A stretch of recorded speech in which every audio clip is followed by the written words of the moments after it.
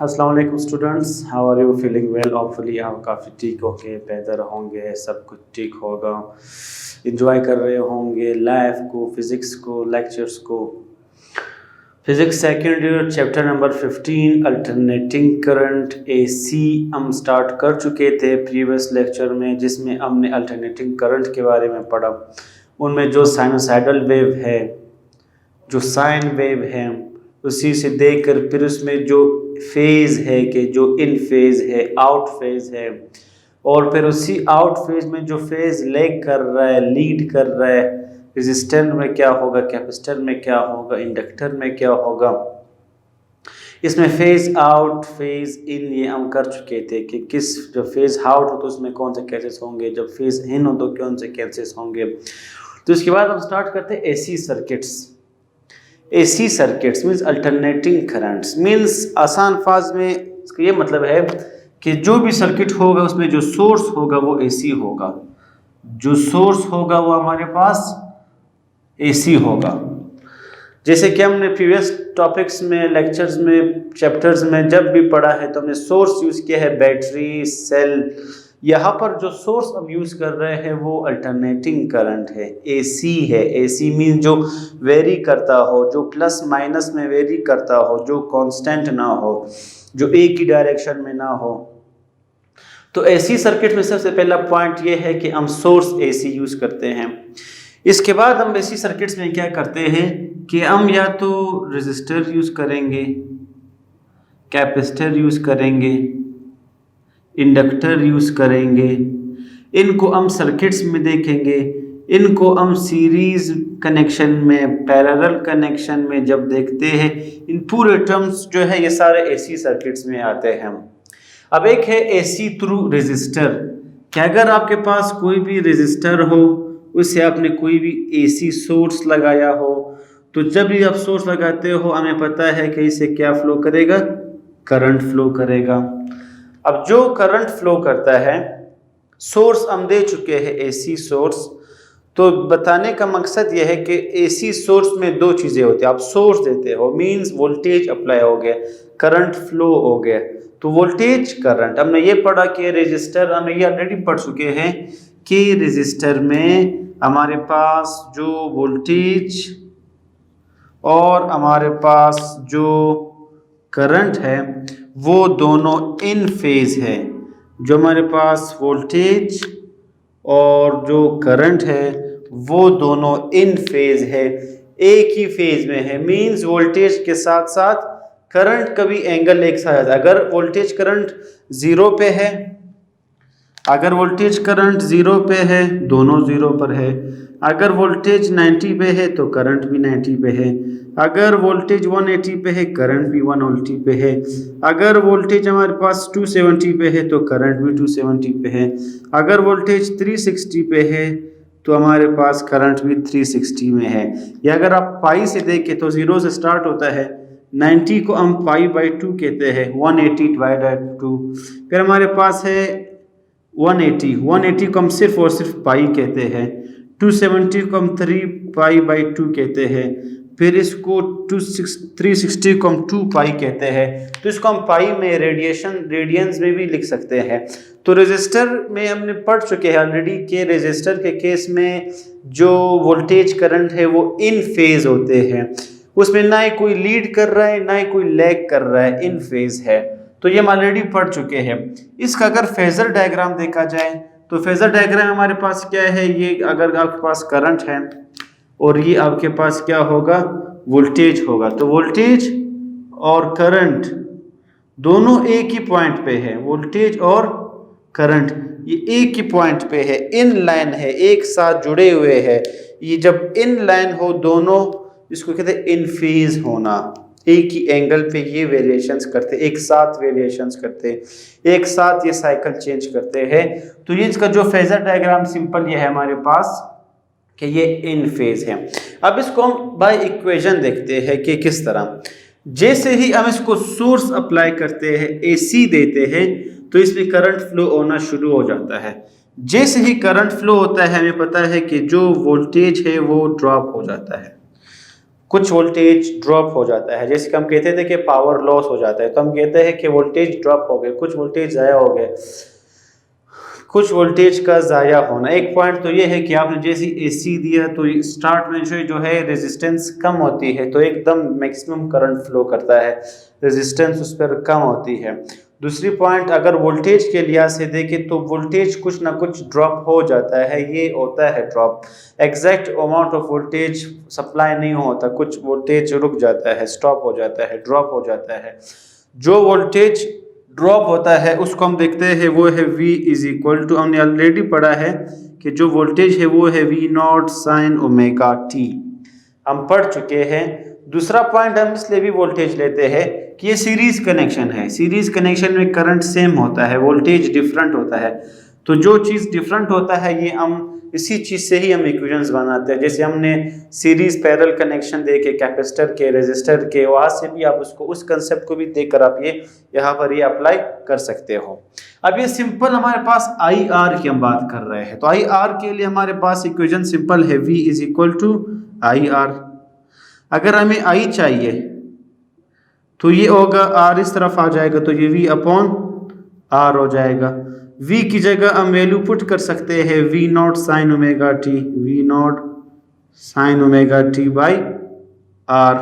हमें ये भी पता है कि V अपॉन R किस चीज़ के इक्वल है, I के इक्वल है, तो हमारे पास क्या हुआ V अपॉन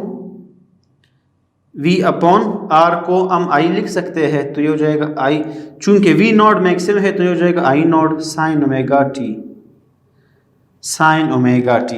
हमारे पास इक्वेशन आया है I not sine omega T. Start में हमारे पास क्या है I, तो इस साइड पे हमारे पास क्या है I is equal to I not sine omega T. हमने वोल्टेज लिया, हमारे पास करंट आया, इसका यह मतलब है कि जो वोल्टेज दोगे करंट भी वही होगा, मींस दोनों इन फेज है, जो वोल्टेज होगा वही करंट उसके साथ ही वेरी करेगा, ये दोनों इन फेज है। हमने स्टार्ट किया यहाँ से, हमने वोल्टेज अप्लाई किया और हमारे पास करंट आया I is equal to I not sine omega T. तो मतलब ये है कि जो रेजिस्टेंस में वोल्टेज और करंट है ये हमारे पास क्या है, ये इन फेज है, और हम ऑलरेडी पढ़ चुके हैं कि ये इन फेज होता है हमारे पास। इन फेज क्यों है, इस ग्राफ से भी आप देख सकते हैं, इस इक्वेशन से भी आप देख सकते हैं। तो मजीद इसको हम सिंपल ये कहते हैं कि इन फेज है कि अगर वोल्टेज को हम ज़ीरो दे दे, एंगल ज़ीरो देते हैं तो साइन ज़ीरो ज़ीरो है, करंट को अगर हम ज़ीरो देते हैं साइन ज़ीरो भी ज़ीरो है, तो वोल्टेज करंट दोनों ज़ीरो होगा। अगर वोल्टेज को हम पाई बाई टू 90 देते हैं तो साइन 91 है, मैक्सिमम वोल्टेज होगा, बिल्कुल मैक्सिमम है। अगर करंट को हम पाई बाई टू 90 देते हैं तो साइन 91 है, तो करंट हमारे पास मैक्सिमम आ जाएगा, तो करंट भी मैक्सिमम है। मतलब एंगल के साथ साथ दोनों एक ही पॉइंट पर इंक्रीज या डिक्रीज या वेरिएशंस कर रहे हैं। तो मतलब हमारे पास जो AC थ्रू रेजिस्टर है इसमें वोल्टेज और करंट दोनों इन फेज होते हैं। इसके बाद हम चेक करते हैं इसमें पावर डिसिपेशन।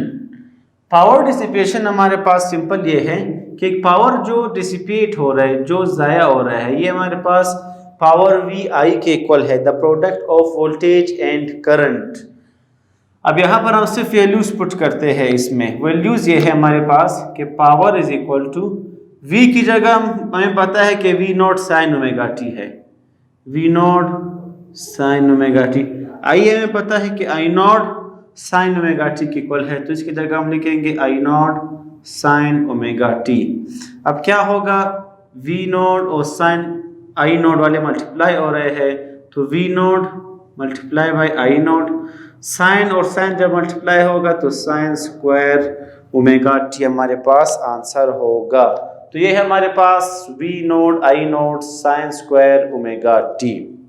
अब यहाँ पर हम क्या करते हैं, अब यहाँ पर चूंकि एंगल है, V मैक्सिमम है, I मैक्सिमम है, तो इस पॉइंट में हम लास्ट लेक्चर में भी कर चुके हैं कि हम एवरेज लेते हैं। एवरेज मींस या एवरेज देख ले या हम लिमिट्स में देख ले, कि इसको हम लिमिट्स या एवरेज में देखते हैं फ्रॉम 0 टू पाई बाई 2 या 2 पाई जो हम चेक करते हैं, मीन्स अगर हम एंगल्स पुट कर ले, मीन्स 0 पुट कर ले तो क्या होगा, पावर क्या होगा, अगर हम पाई बाई 2 पुट कर ले तो पावर क्या होगा। ये हम डायरेक्ट बता सकते हैं कि अगर हम 0 एंगल पुट करते हैं यहाँ पर, चूंकि साइन 0 0 है तो ये पूरा टर्म क्या हो जाएगा, 0 हो जाएगा। और अगर हम पाई बाई 2 पुट करते हैं इसमें, पाई बाई 2 मीन्स 90, साइन 90 1 के इक्वल है, तो 1 जब इसे मल्टीप्लाई होगा तो P हमारे पास क्या हो जाएगा, V not I not, maximum power maximum हमारे पास आएगा। तो एंगल को देखकर 0 एंगल पर पावर बिल्कुल 0 होगा, मैक्सिमम 90 पर पावर बिल्कुल V नॉट आई नॉट होगा। अब इससे हमें क्या पता चल रहा है, हमने सिंपल यहाँ पर एवरेज लेना है। एवरेज का मतलब स्टार्ट पॉइंट, इनिशियल पॉइंट जो हमारे पास 0 से पे हमारे पास 0 आए, फाइनल पॉइंट जो हमारे पास ये आया है, तो हम एवरेज लेते हैं, average is V not, average लेते हैं, पहले 0 है हमारे पास, फिर हमारे पास V नॉट आई नॉट आए, 2 टर्म्स है तो हम इसको 2 से डिवाइड करते हैं, देन एवरेज पावर हमारे पास आ गया V not I not by 2, V not I not by 2। इसको हम मजीद किस तरह सॉल्व कर सकते हैं, मतलब क्या हम इसको इस फॉर्म में लिख सकते हैं, V not I not by √2,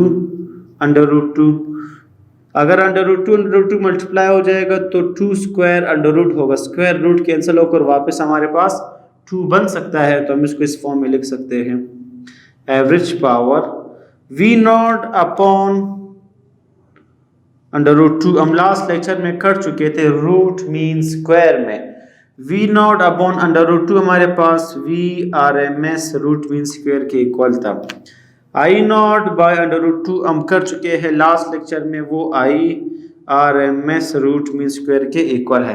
तो ये है हमारे पास यहाँ पर पावर डिसिपिएशन, कि यहाँ पर पावर डिसिपिएशन क्या होगा, पावर डिसिपिएट किस फॉर्म में होगा, पावर इसको किस तरह डिफाइन करेंगे, यहाँ पर इन केस ऑफ रेजिस्टर में the average power is equal to the product of root mean square voltage and root mean square of current, it is called average power। या यहाँ पर जो पावर डिसिपेट हो रहे हैं वो इसके इक्वल होगा। तो ये सिंपल हमारे पास AC थ्रू रेजिस्टर था। अब हम देखते हैं AC through capacitor. AC through capacitor में सिंपल ये है कि ये जो हमारे पास कैपेसिटर है उसको हमने जब AC सोर्स के साथ कनेक्ट किया है तो इससे करंट फ्लो हो जाएगा। करंट के फ्लो होने से हमने ये भी कहा कि वोल्टेज ड्रॉप हो जाता है, जो किस चीज के इक्वल होता है हमारे पास, V is equal to V not sine omega T के इक्वल होता है, V is equal to V not sine omega T. अब यहाँ पर चूंकि हम बात कर रहे हैं कैपेसिटर की, तो हमने ये चेक करना है इसमें कैपेसिटर के केस में कि इनका मींस, चूंकि कैपेसिटर में हम लास्ट लेक्चर में पढ़ चुके थे कि एक केस में तो इन फेज है, बाकी 2 केसेस में एक चीज लीड कर रहा होगा, एक लैग कर रहा होगा, तो कैपेसिटर में क्या है वो हम चेक करते हैं। अब हम चेक करते हैं इसमें कि V is equal to V not sine omega T. जो हमारे पास कैपेसिटर में हमने इक्वेशन पढ़ा वो हमारे पास क्या था, Q is equal to CV, Q is equal to C, V की जगह हम उसकी वैल्यू पुट करते हैं V not sine omega T. हमें ये भी पता है कि करंट किस चीज़ के इक्वल है, flow of charges by time. इस पॉइंट को हम इस तरह भी लिख सकते हैं कि change by change in time, Q की जगह हम ये टर्म पुट करते हैं CV not sine omega T, या फिर हम इसको इस फॉर्म में मजीद लिख सकते हैं कि I is equal to CV not change by change in T sine omega T. ये टर्म यहाँ पर क्या शो कर रहा है कि ये जो डेल है, डेल्टा है, चेंज है, चेंज मीन्स यहाँ पर हम इसको वो डिफ्रेंशिएशन के फॉर्म भी देखते हैं कि डिफ्रेंशिएट हो रहा है, ये चेंज हो रहा है। डिफ्रेंशिएट को भी हम इस फॉर्म में लिखते हैं या हम इसको d/dt के फॉर्म में लिखते हैं। तो जब हम साइन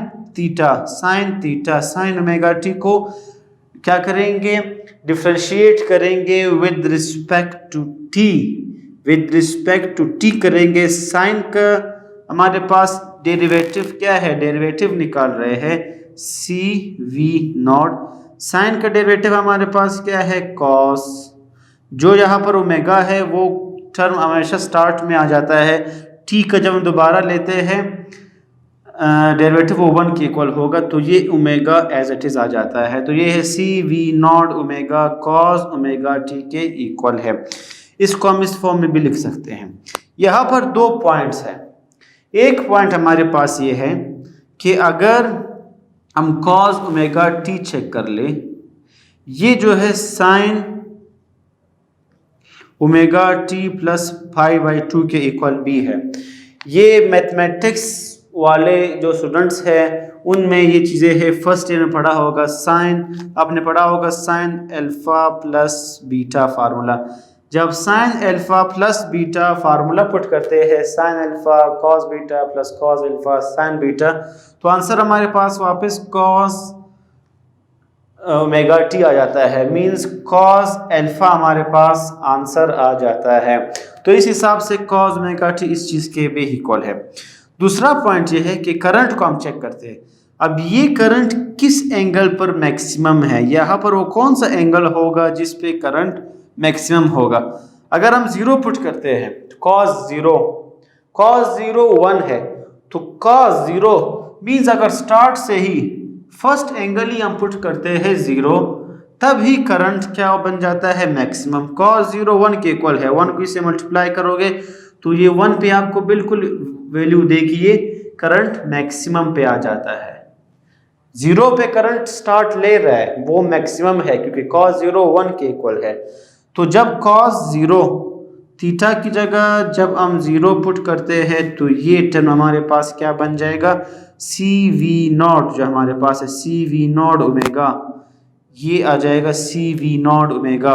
cos 0 भी हमको हमें मैक्सिमम करंट दे रहा है, या आप उसको I0 कह सकते हो।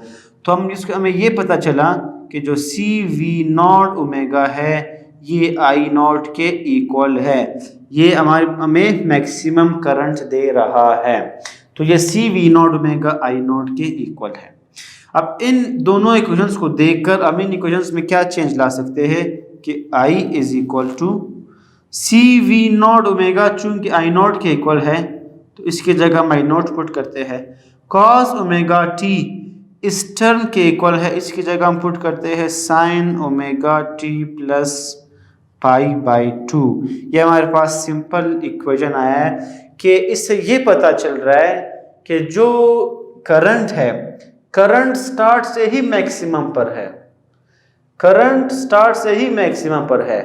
और अगर हम वोल्टेज को देखें, वोल्टेज में अगर हम 0 पुट करते हैं, साइन 0 वो 0 के इक्वल है, तो मतलब क्या होगा कि वोल्टेज क्या होगा, 0 होगा। यहाँ पर वोल्टेज मीन्स कहाँ से स्टार्ट हो रहा है, 0 पे तो वोल्टेज है ही नहीं। अगर हम 90 पुट करते तो वोल्टेज है। तो इससे हमें क्या पता चल रहा है, ये भी हम देखते हैं। दूसरा पॉइंट इसमें यह है कि हमने वोल्टेज को देखकर करंट हमारे पास आया, इसके और इसके एंगल में फ़र्क आ रहा है। ये ओमेगा टी है, ये ओमेगा टी प्लस π/2 है कि ये एंगल उससे जा रहा है।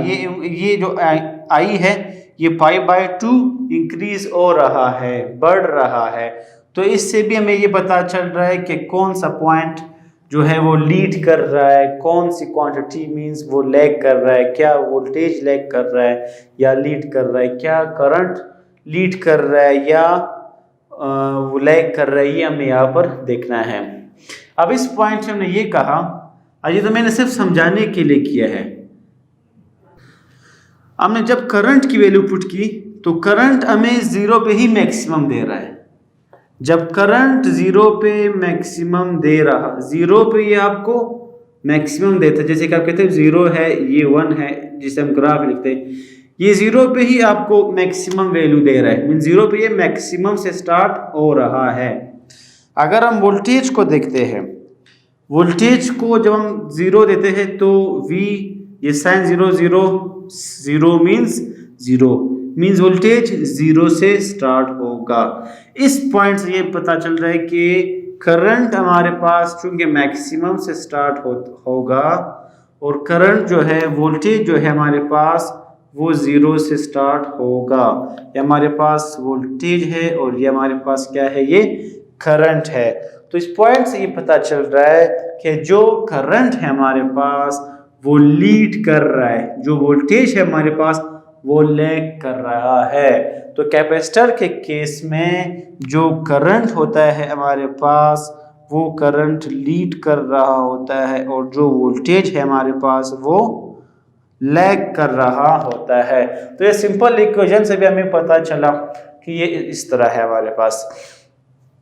दूसरा पॉइंट हमारे पास इसमें यह है कि जैसे हम इसको सोच देंगे तो वो करंट फ्लो होगा। जब करंट फ्लो होता है, अगर हम कैपेसिटर का टॉपिक देख लें, हमने ये कहा कि दो प्लेट्स, इन दो प्लेट्स पे चार्जेस अपेयर हो जाते हैं प्लस माइनस। जब प्लस माइनस चार्जेस इस पे अपेयर हो जाते हैं तो करंट का फ्लो इससे पास होता है। अब फर्स्ट करें स्टार्ट में, करंट की डायरेक्शन ये है, तो जब करंट फ्लो करेगा इन चार्जेस से तो ये चार्जेस अपेयर हो जाते हैं, कैपेसिटर स्टोर हो जाता है। उसके बाद चूंकि एसी सोर्स है, कंटिन्यूस सोर्स है, कोई बैटरी नहीं है कि जिसका कोई खास वोल्टेज हो। अगर हम डीसी देखें, डीसी में क्या करेगा ये कि अगर आप डीसी हो तो जैसे ही इसमें करंट फ्लो होगा तो ये स्टोर करेगा तब तक जब तक यहाँ पर जो पोटेंशियल डिफरेंस पैदा क्रिएट होता है और जो बैटरी का पोटेंशियल डिफरेंस जब तक ये दोनों बराबर ना होते, जिस टाइम पे ये दोनों पावर, ये दोनों वोल्टेज इक्वल हो जाते हैं तो करंट का फ्लो रुक जाता है। अगर कोई बल्ब आपने लगाया वो बंद हो जाता है। तो ये डीसी में नहीं देखा कि वो शॉर्ट पीरियड के टाइम के लिए है।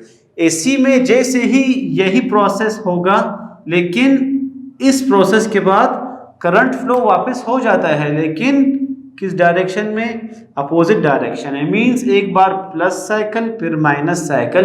मींस ये क्या शो कर रहा है, क्योंकि ये एसी सोर्स है, एसी सर्किट है, तो इसमें फिर कैपेसिटर के केस में इन केस ऑफ एसी ये करंट चेंज करता जाता है। तो ये भी है और इस इक्वेशन से भी हमने ये देखा। अब इसमें एक और पॉइंट हमारे पास, कैपेसिटिव रिएक्टेंस। जैसे कि हम कहते हैं कोई करंट है, करंट को अपोज करने के लिए क्वांटिटी है जिसको हम कहते हैं रेजिस्टेंस, कि उसको अपोज करता है। कैपेसिटर में, कैपेसिटर के केस में जो अपोजिशन टू द फ्लो करता है, अपोजिशन टू द फ्लो करता है, जो फ्लो को अपोज करता है, उसको रोकने की कोशिश करता है, उसकी मुखालफत करता है कैपेसिटर में, उसको हम कहते हैं कैपेसिटिव रिएक्टेंस। इसको जाहिर करते हैं एक्स से। कैपेसिटिव रिएक्टेंस, कैपेसिटिव है तो इसके साथ हम C लिखते हैं, कैपेसिटिव रिएक्टेंस। ये कैपेसिटिव रिएक्टेंस का एक और डेफिनेशन है कि it is equal to the ratio of the voltage RMS to the ratio of the current RMS। VRMS divided by IRMS root mean square is equal to capacitive reactance को हम इस तरह भी डिफाइन करते हैं। अब यहाँ पर हमें सिर्फ वैल्यूज पुट करनी है।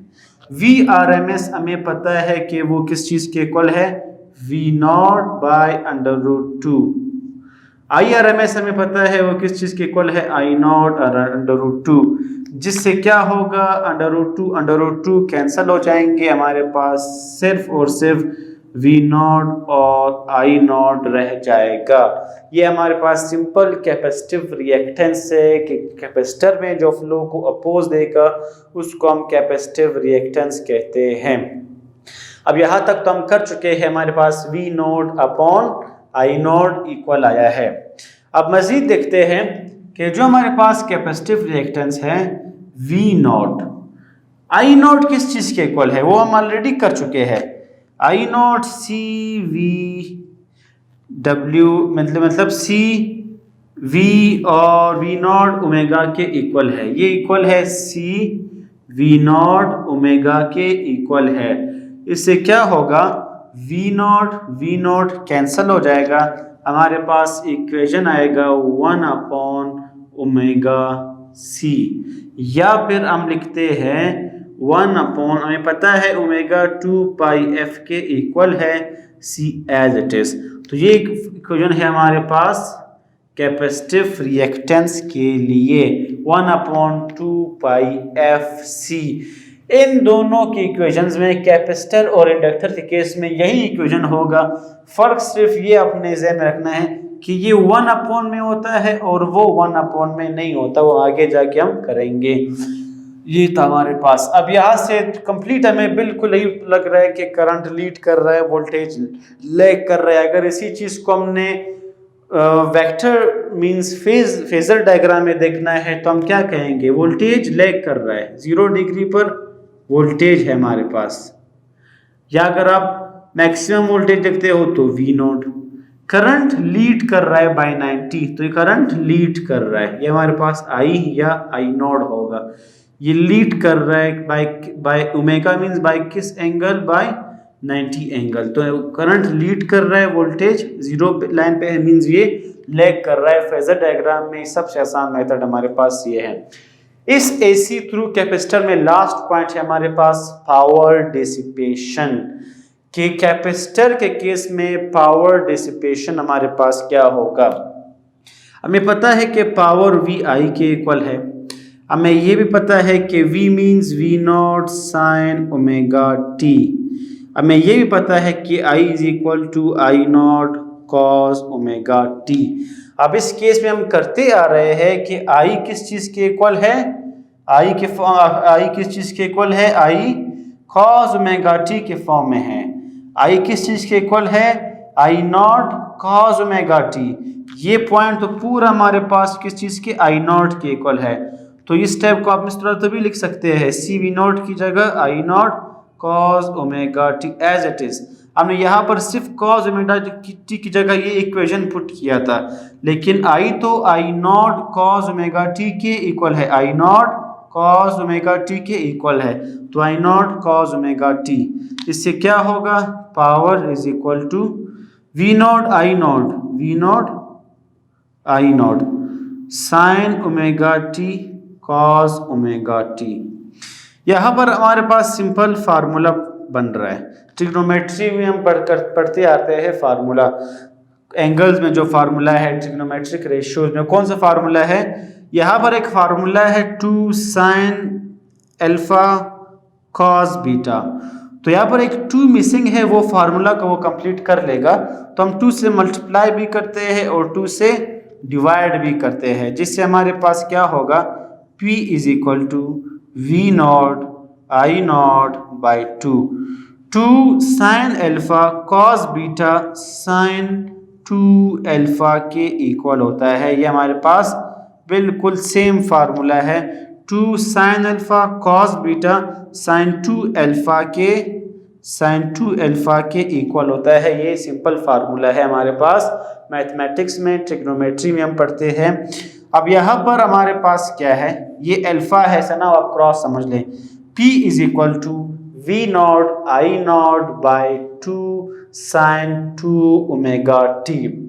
इस पॉइंट हम सिर्फ एक काम करते हैं, हम ये कहते हैं कि अगर हम इसको इंटीग्रेशन कर ले, किस लिमिट्स में, लिमिट्स को आप 0 से 2 पाई तक चेक कर सकते हैं। 0 और 2 पाई के अगर हमारे पास क्या हो, लिमिट्स हो, तो अगर हम इसको इंटीग्रेट करते हैं, हमारे पास जो फाइनल रिजल्ट है वो 0 आ जाता है। जो फाइनल रिजल्ट है हमारे पास वो 0 के इक्वल होगा। मींस इसमें ये है कि जो कैपेसिटिव रिएक्टेंस है या कैपेसिटर के केस में कि जो हमारे पास कोई ऐसी साइकिल है, एक साइकिल है, इस पूरे साइकिल के थ्रू जो पावर डिसिपेशन है वो हमारे पास 0 के इक्वल होता है। तो ये था हमारे पास कैपेसिटिव रिएक्टेंस। उम्मीद है आपको ये समझ आ गया होगा। अब देखते हैं AC through inductor. AC through inductor अभी हम देखते हैं कि अगर हम इंडक्टर यूज कर लें इंडक्टर को हम जाहिर करते हैं एल से, हम पढ़ चुके हैं। अगर इसको हम एक एसी सोर्स के साथ कनेक्ट कर ले तो इसमें करंट फ्लो होगा। जब करंट फ्लो होगा, हमने ये कहा है इंडक्टर के केस में, हमने ये काम लास्ट चैप्टर में पढ़ चुके थे इंडक्टर के केस में कि अगर कोई कॉइल हो, अगर कोई भी कॉइल है, इसको इंडक्टर हम कहते हैं, इस कॉइल में जब करंट फ्लो होगा उससे मैग्नेटिक फ्लक्स चेंज होगा, जिस वजह से इंड्यूसमेंट होती है, ईएमएफ इंड्यूस्ड होता है अपोजिट डायरेक्शन में बाय लेंज लॉ। अब ये ईएमएफ इंड्यूस्ड होना इसी सर्किट में, इसी एक कॉइल में जो इंड्यूस्ड हुआ है, जिसको हम सेल्फ इंडक्शन कहते थे, तो यहाँ पर जो ईएमएफ होगा, जो वोल्टेज होगा, वो तो in case of self induction होगा। तो इसलिए हम यहाँ पर इक्वेशन किस चीज़ का लेंगे, V is equal to L change in by change in T। ये वोल्टेज ईएमएफ जब इंड्यूस्ड होता है सेल्फ इंडक्शन के केस में, ये था हमारे पास। अब इसी इक्वेशन को हम लिखते हैं V is equal to L change by change in T।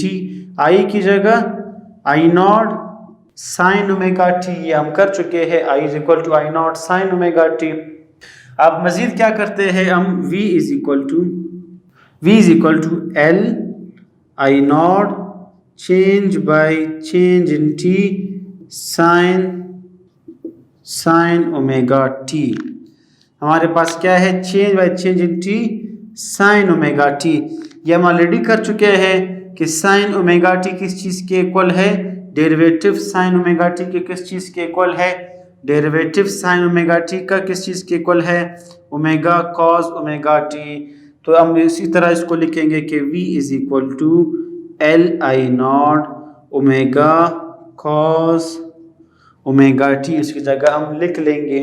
अब मज़ीद हम क्या कर सकते हैं, इसमें बिल्कुल उसी तरह हम एंगल चेक कर सकते हैं थीटा, जो मीन्स आपके पास क्या है, अगर यहाँ पर हम एंगल 0 पुट करते हैं, स्टार्ट लेते हैं, मीन्स हम स्टार्ट लेते हैं 0 से, आज हम 0 पुट करते हैं, cos 0 1 के इक्वल है, cos 0 1 के इक्वल है, 0 पे ये मैक्सिमम देता है। तो जब 1 के इक्वल है तो इस हिसाब से जो L आई नॉट ओमेगा है, cos ओमेगा टी अगर 0 के इक्वल हो तो वो 1 के इक्वल है, 1 मीन्स मैक्सिमम। तो यहाँ पर जो वोल्टेज आपको मिलेगा वो आपको मैक्सिमम वोल्टेज आपको मिलेगा। इसका ये मतलब है कि जब आप 0 देते हो, 0 पे ही वोल्टेज आपको मैक्सिमम देगा, 0 पे आपको वोल्टेज ये मैक्सिमम देगा। आप 1 लिख ले या 90 लिख लीजिए, मीन्स वोल्टेज शुरू ही हो रहा है मैक्सिमम से। ये हमारे पास ये पॉइंट है।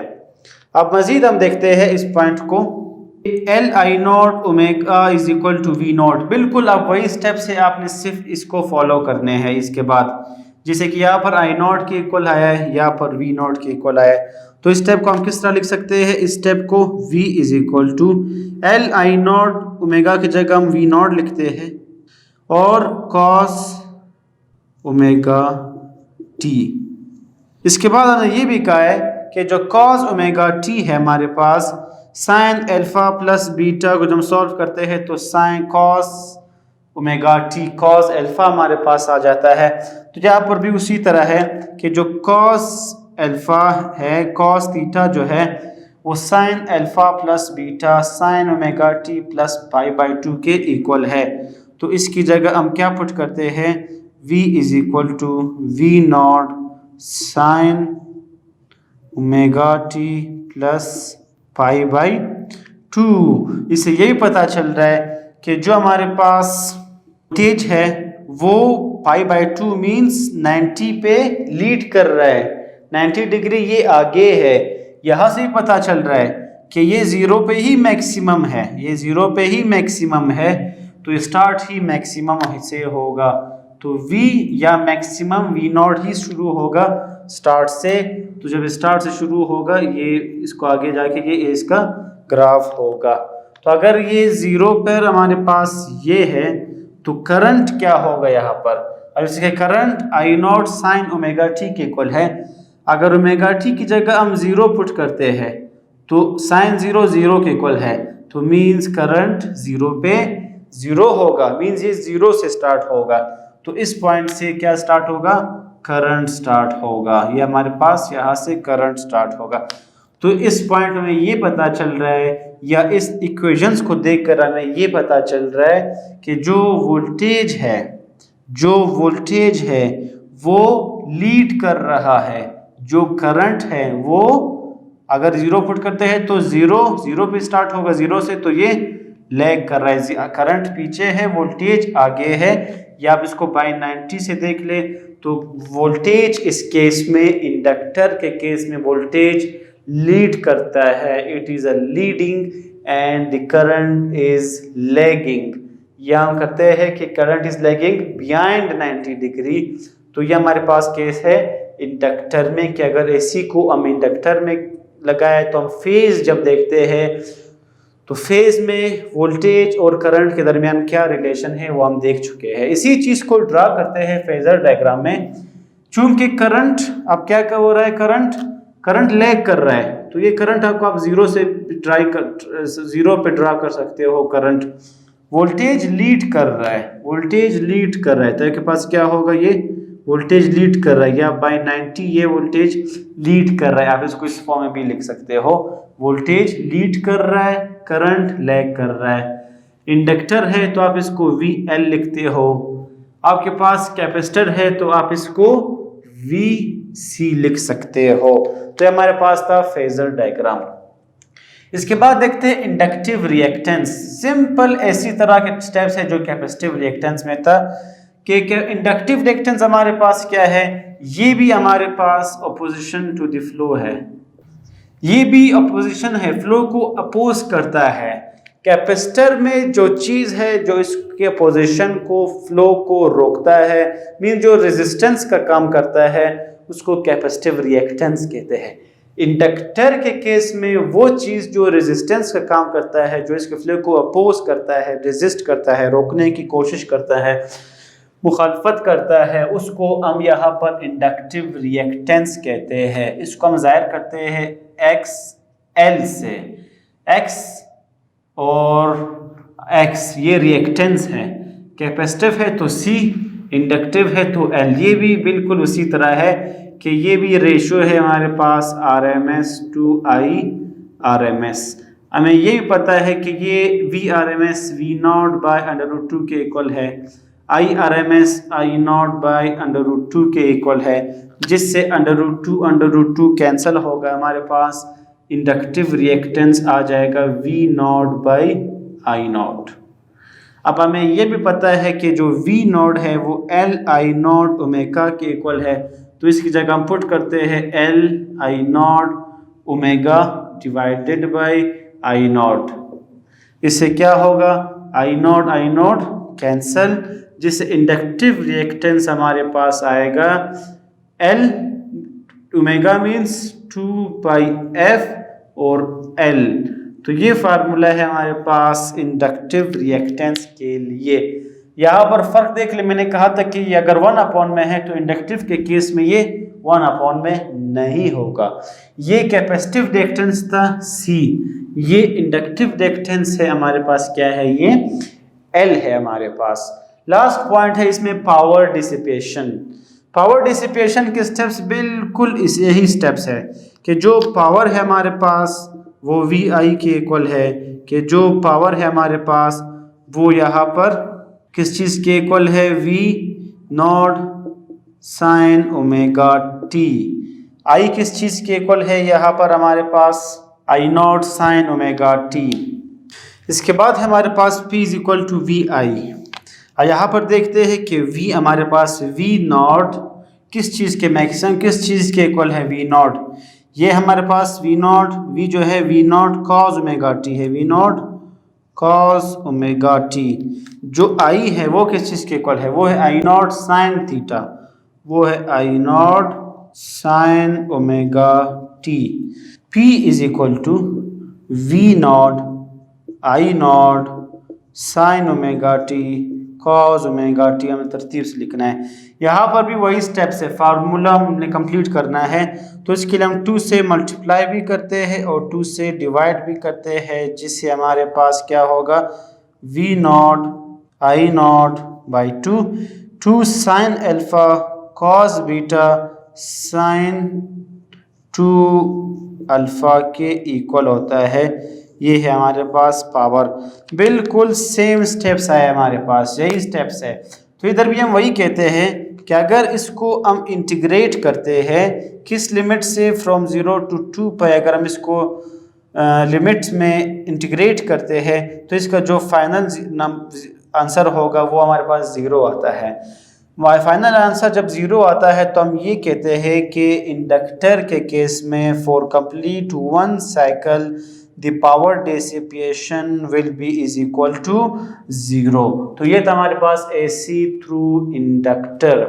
अब इसमें हमारे पास लास्ट पॉइंट ये है कि इस AC सर्किट्स में हमने ये चेक किया, एक अगर हम AC सोर्स के साथ रेजिस्टर चेक करते हैं तो इसका मतलब है कि वोल्टेज करंट इन फेज है। पावर डिसिपेशन हमने चेक किया कि जो है ये पावर डिसिपेशन इसका किस चीज़ के इक्वल है, the product of VRMS and IRMS, ये हमारे पास इसके इक्वल।